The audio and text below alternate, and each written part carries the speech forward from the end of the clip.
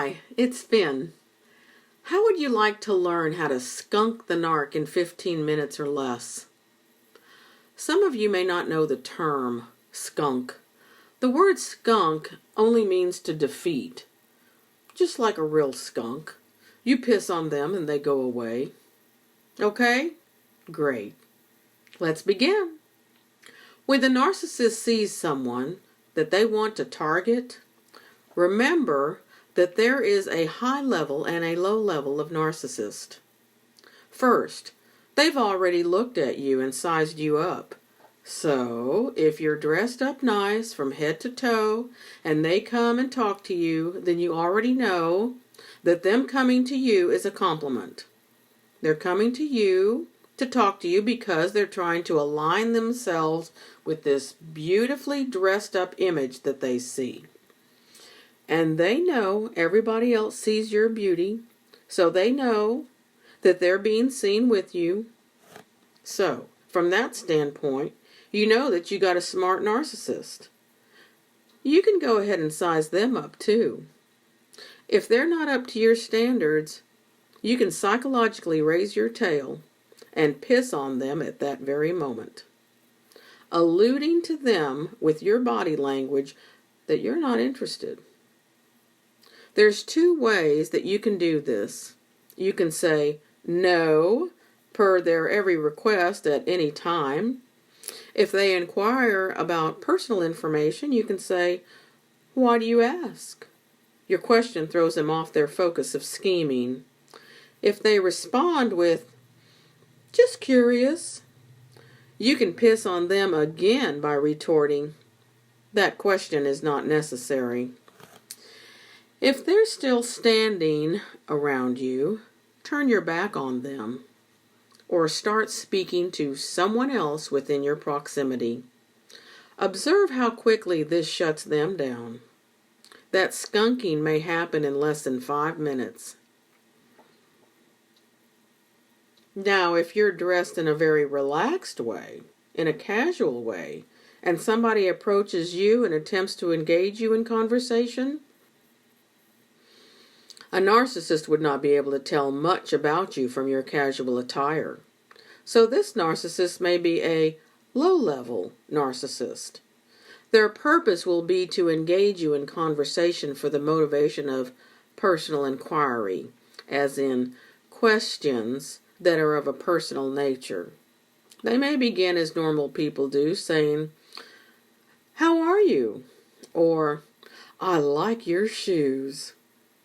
These are covert motivations to inquire about your mood, as in how are you feeling. The "I like" statement is also covert by offering a personal compliment on your attire to inquire personal information through flattery. This method may take 15 minutes or less. Narcs are all about putting out feelers and flattery. For both the high-level and low-level narcissist, there is only one door that can open for them to get to you, and that door is ego.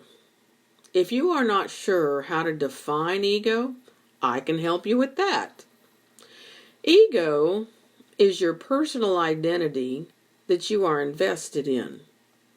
Your ego identification includes your possessions, your occupation, your social status, your public recognizability, your knowledge and your education, your physical appearance, your special abilities, your relationships or who you know, your personal and family history, your belief systems, your political position, nationality or nationalism, your race, your religion, etc.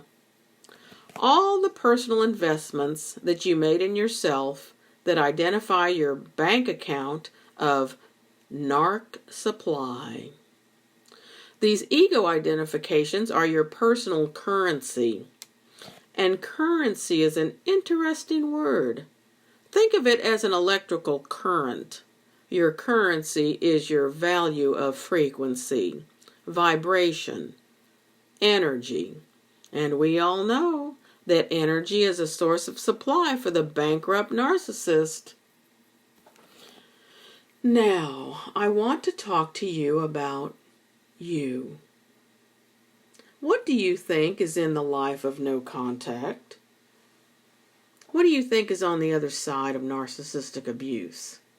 Have you thought about it? One of the most interesting aspects in my experience of going no contact is coming to know who I am. Who am I? I am all the personal qualities that I invest my focus, my energy, my time, and my resources in to develop who I want to become in this lifetime. That's who I am. One thing I know about the narcissist is that they do not like to be alone. That's why they're always approaching people, looking for new supply, having their gaze on your face as soon as you walk into the room. The narcissist does not know who they are. They don't invest in themselves. They don't invest in making the good choices to create and become a person of value. No, they choose to condemn themselves and suffer the consequences so they can claim the victim card. And they don't know who they are because they don't want to spend any time with themselves alone. They do not have a good relationship with themselves. They allow themselves to remain void of developed human qualities. They are void of healthy personality qualities. So, I have learned that the contrast of having to confront narcissists in everyday life situations teaches me by the contrast of what I want and what I don't want in life. It teaches me to self-evaluate about my own choices in life situations. I can self-analyze. Do I consistently make good choices? Or do I consistently make evil choices? And I can measure who I am by the choices I make. I make choices that will keep my thoughts moving in the direction of happiness. As soon as I wake up, I speak the words, I am happy. By a natural law of the universe that is greater than I am, science can defend that after I say that affirmation, I am happy. My brain only needs 17 seconds to produce a new thought that reaffirms that I am truly, indeed, happy. Now I've started my momentum, my vibrational energy. I am happy when I wake up, and I will continue to be happy for the entire day. There are situations in life that can get us into a sad feeling. And once the sad feeling gets inside of our mind, again, science defends that the mind will take 17 seconds to create a new sad feeling. The effect of that momentum and misery can snowball into a full-blown horrible day. But you can stop that negative momentum by simply thinking a new thought that brings you back into happiness.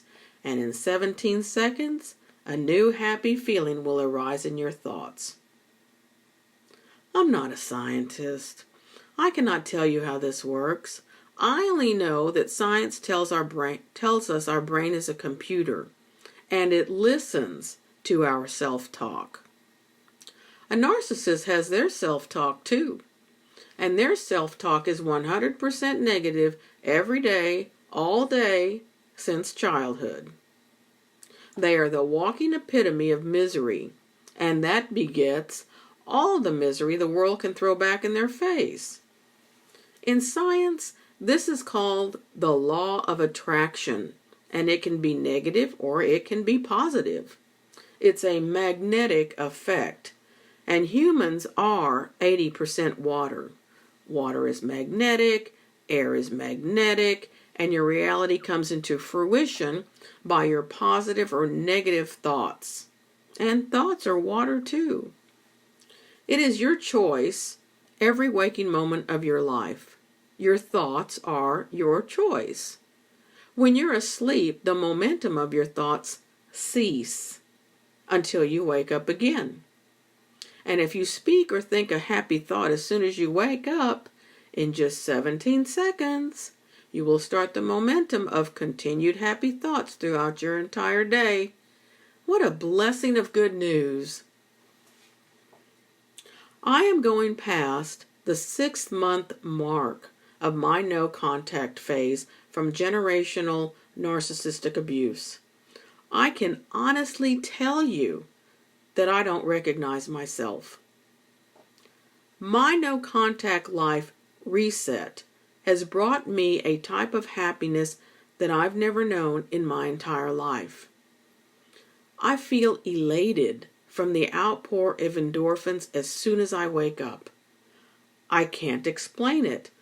All I know is that when I became blessed with the time to quiet my mind, slow down my life, enjoy nature, invest in doing good things for myself, and offer the best qualities of my personality to others to share my happiness, that I became and continue to become a walking, talking, thinking foundation of exhilarating happiness. The happiness doesn't go away. It gains more momentum each day. It surprises even me to this day. It's simply just the best life in peace and freedom that I've ever known. And the bottom line is that I'm here today, rocking my own world because of having narcissists in my life. Without them, I would not have known, understood, or realized the contrast from this experience I call life. I am the best version of me that I've ever known myself to be. And so I have to say, thank you, Mr. and Mrs. Narcissist, for coming into my life, because I suffered from the abuse, but I finally gained the accurate knowledge past the veil of illusion. I am grateful. And that's a great place to be. Until next time, pursue happiness.